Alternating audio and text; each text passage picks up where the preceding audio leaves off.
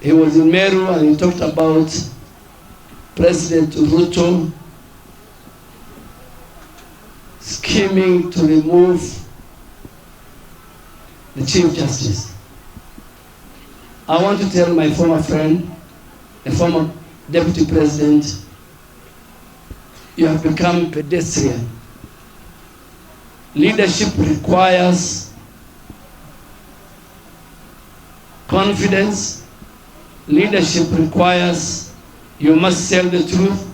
The judiciary is an independent institution. It has got organs that oversight the judicial system in our country. Parliament is independent. It has its own standing orders on how leadership is changed.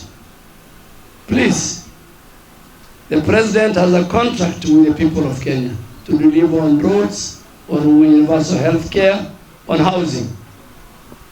The millions you're talking about that you have as supporters, we have no problem.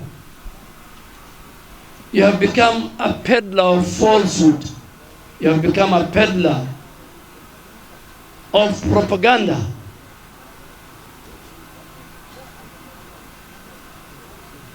Put your party together, work on the unity of Kenya. I know you are a very bitter man, but the president has an agenda, has a contract, and he has no time for such sideshows. The president will go to Meru. The president is the president of everywhere. And the deputy president has all the right, as the deputy of the president and the chief advisor, to meet each and every leaders from all the 47 counties in our country, to listen to their concerns and take the concerns of the people to the president. So Professor Kindiki has a right to meet. He's going to meet even people from northern Kenya.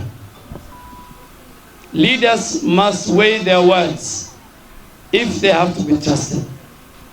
Former deputy president, don't become pedestrian. Don't reduce yourself to a street talker. When you take the mic, when you are in charge, a very sacred ground, say the truth.